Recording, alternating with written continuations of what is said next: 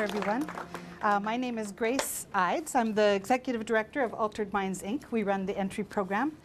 And I'm happy to be with you today to do the laws presentation, talking about laws and services that protect us. I always want to frame the idea of law in a positive way. So law is there to protect us, to protect our rights, and so on. And the reason why this topic interests me, or I have something to say about it, is because I've worked for both the federal and the provincial government, and now I work for this NGO, this not-for-profit company. I've worked in the Department of Immigration in both the provincial and federal government, and I also worked in Child and Family Services, and that's an agency that many newcomers become familiar with. I also have some cross-cultural experience. I grew up in Congo. My parents were missionaries there for 30 years. So I grew up going back and forth between Canada and Congo. So I know how it is. I have some first-hand experience, growing up in changing cultures, changing laws, back and forth. So I know some of the difficulties, some of the challenges there are. Here, many of you come as either refugees, family class, or economic immigrants, provincial nominees, economic skilled workers. I was also a refugee in Congo in 1964 when there was a rebellion and they were killing foreigners because they represented colonial power. And it is true that colonial power often can be abused. So I'll be telling stories. I'll be telling some jokes. So primarily, I'm kind of going to go through this mind map in a circular or spiral way. I'll talk about the 3 levels of government, and the yellow boxes are the services that they offer that I think you will have some contact with, you will have some experience with. Maybe you already have experience with it. For example, immigration, they process your application. That's a service they provide. Of course, many of you come through the provincial nominee program. About 3/4 of our students at entry program, 3/4 of the immigrants in Manitoba come through this program. You all probably have an interest in education for yourself or for your kids. Of course, health is important, and we'll talk a bit more about other services too. The municipal government, so this is the Government of Canada, Government of Manitoba, and Government of Winnipeg. Many of you know the transit system. You take the bus, that's a service they offer. They provide water to your house and sewage and public works. They fix the roads. Now the roads in winter are getting bad, but they will fix them in spring. We say that we have 2 seasons in Manitoba. You know what they are? Winter and construction. Those are the 2 seasons, yes. Okay, so we'll look at the 3 levels of government and the relationship between them. And we'll discuss situations where laws and family values and culture overlap. It's important to understand laws in context, because laws are created to create balance, maybe where there has been injustice, or to make sure people behave well. And laws in different countries are different because the context of the country, the environment, the politics, the economics, all of those things are different. The history is different.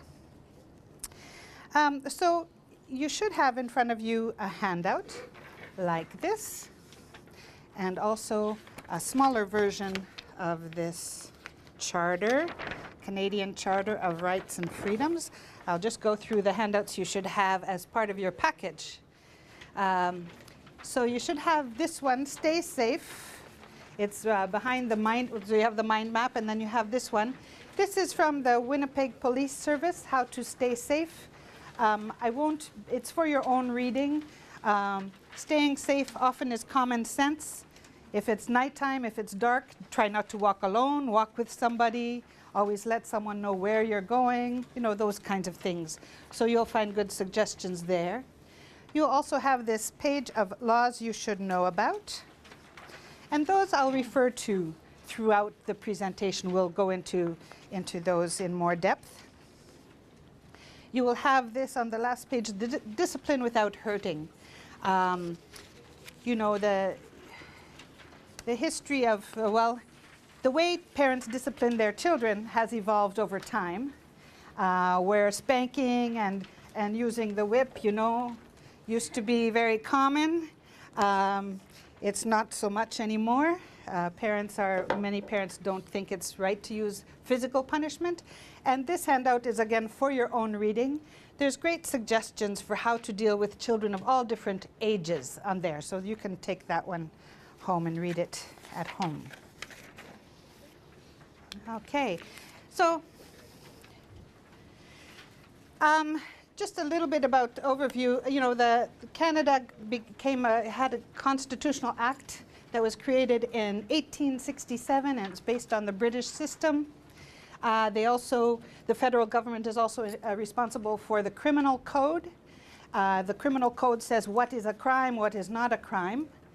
But it's the provincial government justice department that that administer the courts, that apply the criminal code, that determine how much a crime is it, how severe is this crime, how should we punish it, severely or not severely.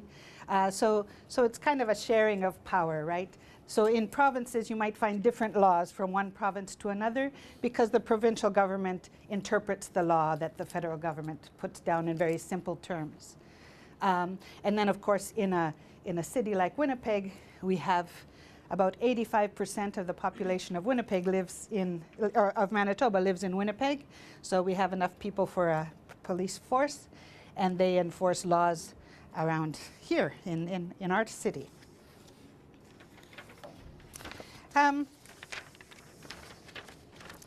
So, for example, both departments have, both the federal and provincial government, as we said, have immigration departments. The federal government, it pays for this program, the entry program, so they provide settlement services. So besides the Constitutional Act in 1867, we got a Charter of Rights and Freedoms in 1982. So this document that you have is quite recent, 1982. And I'd like to discuss a few of the things that the Charter tells you about. So fundamental freedoms. The Charter says that everyone has the following fundamental freedoms: freedom of conscience and religion, you can believe what you want; freedom of thought, belief, opinion, and expression, including freedom of the press and other media of communication; freedom to assemble peacefully; and freedom of association. It means you can have whatever friends you want. If my best friend is a gang member, that shouldn't make me suspicious. I can associate with who I want and which groups I want. If I want to become a member of the Communist Party, that's up to me, right? So freedom of expression and all that goes only so far, because there's exceptions. You cannot utter threats. So if you look at number 23 on the next on your page of laws you should know about, number 23 says, it is illegal to say or write things about another person that make them feel unsafe. Let's go down to there. You cannot say you will beat, shoot, or kill someone. You cannot threaten someone in a note, a text message, or on a website. So if you cause somebody to feel afraid for their life or afraid for their safety, that is pushing your expression too far, right?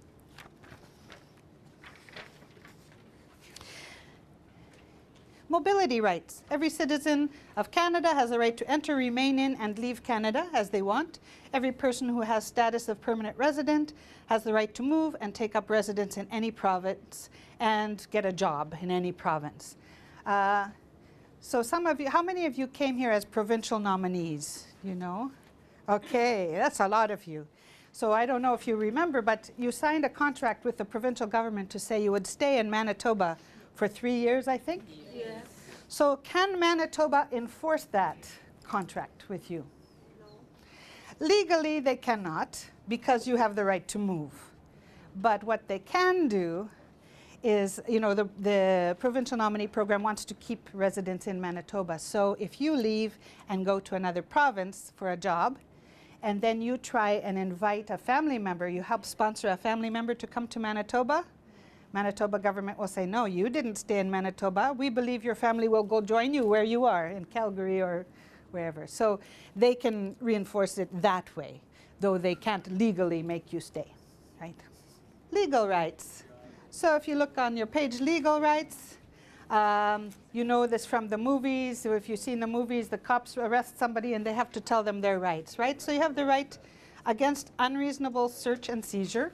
There's no reason anyone can stop you or search your apartment unless they have a reason to do it. Everyone has the right on arrest or detention to be informed. So you can't be detained or imprisoned arbitrarily. They have to have a reason for it. You have to be informed promptly of the reason why you are being arrested if you are arrested. And you have the right to have a lawyer, counsel. Right away you're able to call a lawyer. So if the police stopped you, you should speak to them respectfully, call them sir or madam, officer. Don't try and give them money. That's a serious offense. It works in many countries, but not in Canada. And what if you get arrested by a police officer? Well, as we said, they must tell you who they are and show you their badge number. They don't have to give you their name, but their badge number is there. They must explain why they're arresting you and tell you that you have the right to a lawyer. And they should give you the telephone number so you can, if you don't have a lawyer, you can call one from legal aid, which is free if your income is low enough.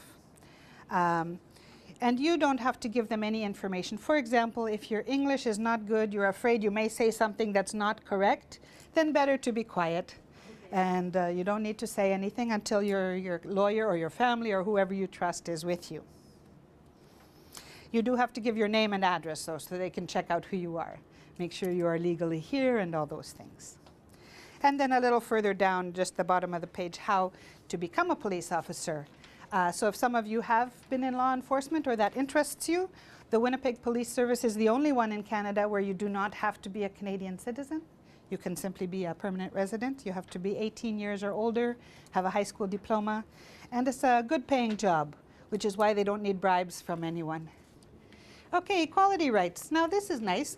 Every individual is equal before and under the law and has right to equal protection and equal benefit of the law with no discrimination. And in particular, no discrimination based on race, national or ethnic origin, color, religion, sex, age, or mental or physical ability or disability. They should put it positively, ability. That's very nice, right? Do you think discrimination still occurs, even though we have this? Yes, it still occurs. So, and has it always been this good? Has the Canadian government, have the people always followed this rule, this law? No. That's why the law is there, because there have been some abuses in the past. For example, in World War II, there were many Japanese immigrants on the West Coast, and they were afraid the Japanese would contact their current family members here, and there would be the war would come to Canada. So they made all the Japanese move to Ontario, far away across Canada, and they put them in displacement camps. They took their properties. Many times they were not compensated. And I'll tell you more examples. We'll come to another example specifically for Manitoba. So in Manitoba, as in Canada, who were the first people living here? Before the French? Aboriginals. And they like to be called First Nations people. Yeah, so the First Nations people, or the Aboriginals, or the Anishinaabe were in Manitoba first. And then came, who were the first two major groups of settlers? British and the French. Yeah. And the British and the French are what religion? Christian, Catholic, Protestant. And so in the time that they came, it was the attitude, they had a colonial attitude, and they thought that the Aboriginals need to be taught to be Christians, and they should become civilized and so on. So they felt it was their right to take children. They took Aboriginal children, First Nations children, and moved them into residential schools. And so about 5,500 Aboriginal children were taken from their homes. If their parents did not agree, the police took them by force. They put them in residential schools away from home, where they were forbidden to speak their language or practice their spiritual beliefs. Many times they were separated from their parents and families for many years. And they were made to look like British and French folks, right? So I found that title to be interesting, Educating the Indian Race, as if there was no educating happening. Of course, parents were educating their children as in all times. At those schools have become notorious in our history. There was lots of abuse, sexual abuse, physical abuse, and of course you have the cultural genocide, right? Children taken away from their loving mothers and fathers and families and put in a boarding school situation where they didn't get the love and nurturing. Other things that the immigrants did when they came, they introduced alcohol. People's bodies are different. The Aboriginal had not had that experience before, so their blood is susceptible to sugar, susceptible to diabetes, and susceptible to alcohol, more than other groups can be. So in the end, you see, it was kind of a disaster for the group, and the First Nations people are gradually building again their identity, their dignity, and it's a slow process. I think in many of your countries you have this experience of a colonizing group coming in and saying, no, you can't speak your language, you can't practice your culture, so you'll understand this situation. The last residential school, in fact, was closed only in 1983. That's 1 year after our Charter of Rights and Freedoms. So, enforcement. Anyone whose rights or freedoms as guaranteed by this charter have been infringed or denied may apply to a court of competent jurisdiction to obtain such remedy as the court considers appropriate and just. I have a sub-theme going here in this presentation. It's clothing. I'm wearing my African clothing to give respect to my past cultures. We are a mix of many cultures, right? Clothing was an issue in the RCMP. Both of these people, I think, had to fight for their right to be part of the Royal Canadian Mounted Police, right? Women probably had to say, we have the right, we are equal. And there was a fight about whether Sikhs could wear their turbans if they are RCMP. They wanted them to wear this hat. So that had to go through a legal process, all over the issue of clothing. So where do you go if you have a legal issue or you think you've suffered from discrimination? The Manitoba Human Rights Commission, one of their speakers comes here regularly. The Legal Help Center, these are free services. The Legal Help Center gives you help. Community legal education is a free phone-in service where you can telephone and speak to lawyers and get free advice on the phone. Okay. One thing I was going to talk about, we were talking about the idea of clothing, strange laws. Another sub-theme is sometimes when you're new in a country, things don't make a lot of sense. In Congo, for example, we had a law. There was a law called, it was the law of authenticité, which means authenticity. And so they made it illegal to wear Western clothing. You had to wear African textiles. And men had to wear a special, we call them Nehru jackets because they had a short collar or no collar. This seemed like a strange law. It didn't matter about how much of your body you showed. It was just the style of dress that mattered to them, right? So this was a strange law, but the ultimate, the outcome of that law was that the Congolese fabric or textile industry got very, very popular and made a lot of help for the economy in Congo. So in the end, that one had good results. Congolese fabrics and prints were sold in Europe and produced in Europe, all over the place. Okay, so we've talked about the federal government. We know that they have the criminal code. Let's take it around to the family a little bit here. In the criminal code says that child abuse, it says you cannot use unreasonable force to discipline your children. Unreasonable force is child abuse. So then it's up to the province to say, how do we define child abuse? What is unreasonable force? As we've said, methods of disciplining children have evolved over time, right? When I was a child, I grew up, my parents would spank me. And when I got old enough, then they would use the belt. And in the school system, they used the belt. They called it the strap. And I remember when I was in grade 7, the rule at school was if you were late 3 times, you had to go to the principal's office for the strap. Well, I was so scared. You know, winter, sometimes it's hard to get to school on time if you're walking. And so I went to the principal's office, and I learned that day that crying works very well for women, for girls.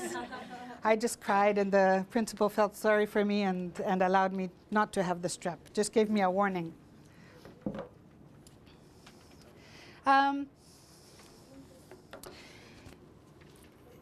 You know, I grew up, so my parents disciplined me by spanking me, and the major offense in our family was disobedience. Because as you know, traditionally, you know, the mother, the father, the mother, the children, the parents are the boss in the home. They are next to God. They're almost like God to their children. Their word is law. We have, I heard the joke, one immigrant, one of the students here told the joke. He said, yeah, in Canada, the hierarchy is cats and dogs, then children, then women, then men. But, so parents were the ultimate authority. They were not our friends. So my parents were not my friend. I was afraid of them because they could beat me, right? They could spank me.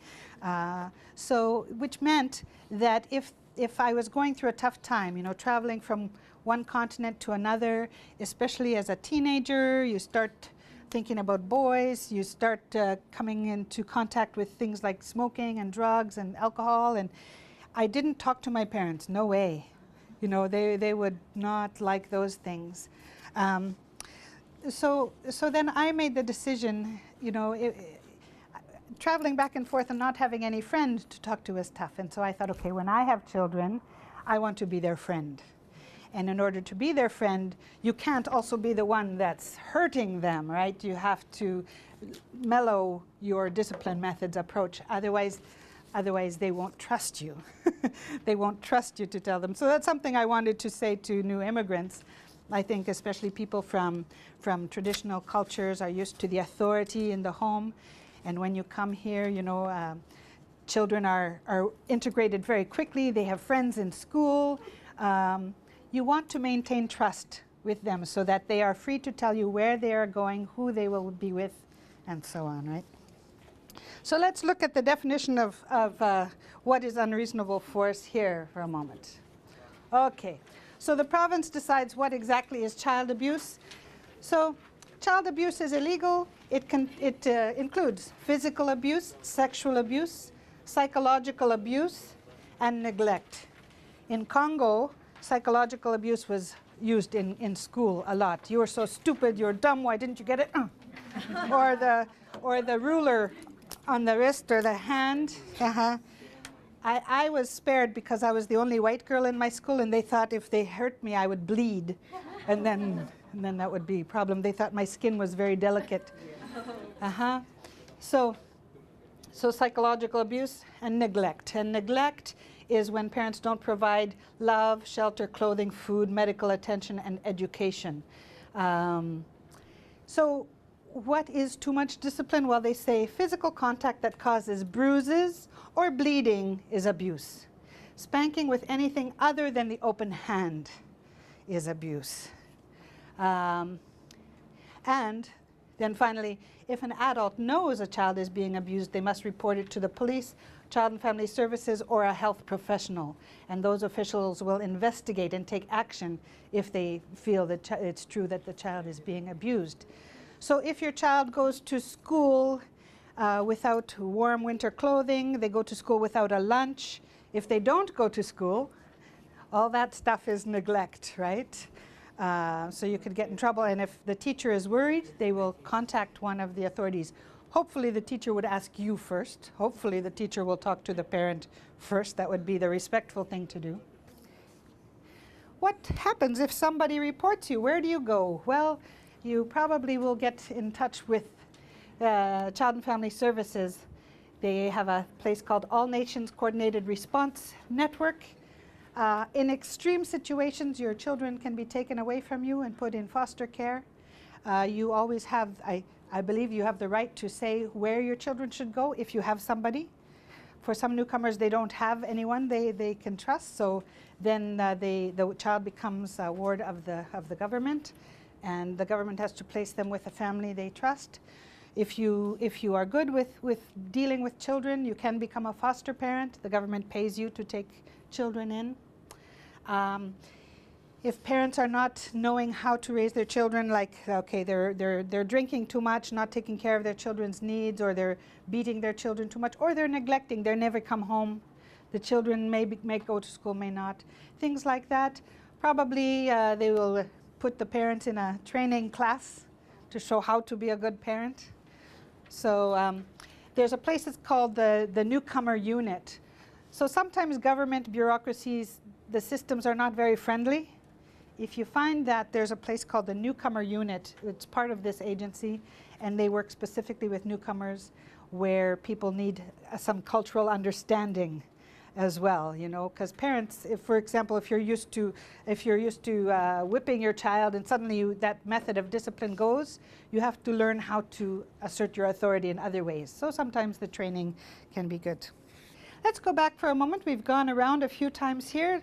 Let's talk about the police for a moment. What do you think keeps the Winnipeg police busy, the most busy? What keeps them busy in Winnipeg?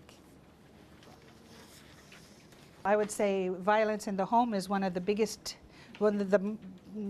calls they get. The most number of calls are to investigate domestic abuse. So husbands beating their wives or vice versa, parents beating their children, that kind of thing.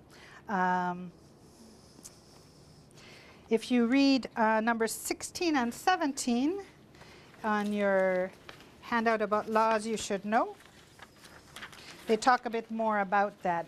Laws about domestic abuse. It is against the law to hit your spouse or children at home or in public. And Manitoba has a zero tolerance policy about domestic abuse. So even if the woman calls the police, but when the police come, she says, no, everything's good, because she's afraid, right? But the police can lay charges. The woman doesn't have to lay charges. So it means if the police believe there has been violence, then they don't need the woman to say, yes, he did it. They will lay the charges themselves. All right. What's coming up next? So the other thing that the police, of course, they regulate is traffic, driving laws. So numbers 1 to 6 on your page are about laws about driving. You need 3 documents to be able to drive: driver's license, car registration, and insurance. The officer will ask for these documents, so make sure you always have them. You must wear seat belts at all times. Babies and children have to be in special seats if they're too small to wear seat belts. Never leave a child alone in the car. It is illegal to smoke in the car if you have children with you, anyone under 18. And you cannot use your cell phone while driving. All right. So we've come back. Let's just come back to where we are. I have this theme here, families in transition. How many of you are parents? Raise your hands. Okay, a few. How many expect to be parents at some time? A few more. Okay. Whether we are parents now or not, we all grew up as children. We all have emotions and feelings about how we were raised. Sometimes, you know, sometimes we have to grow up before we really appreciate our parents. When we're young, we think we know better than they, and so on. So, you know, in every culture you have the generation gap, where children think their parents are old-fashioned and, you know, they don't understand. But when you're moving to a new culture, those challenges increase, right? Because you have more pressure even. Traditional families often, you know, in North America we have a lot of freedoms. For example, now in winter, I think we are all very well covered up, right? You see, it's the Manitoba hijab, right? Burqa, it's all covered in wintertime against the cold. But in summertime, one of the Filipino students said he was impressed how little fabric the women's clothes had in them in Manitoba. modesty is a very cultural thing.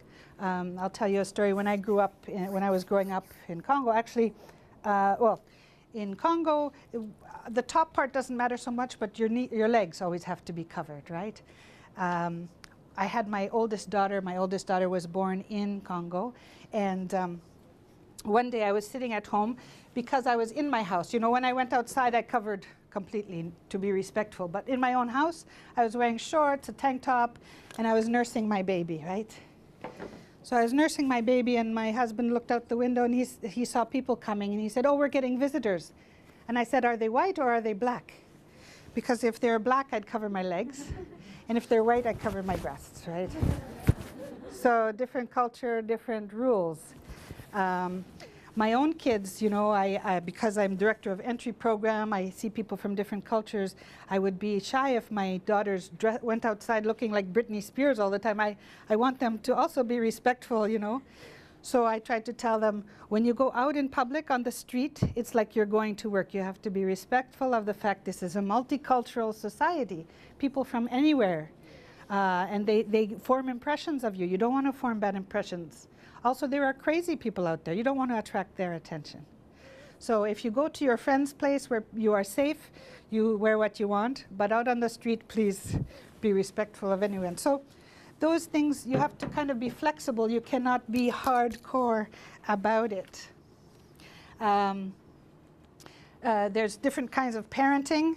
You know, and maybe Canadians may tend to be more permissive, wishy-washy. You know, they set no rules, no boundaries. I mean, this is the extreme, right?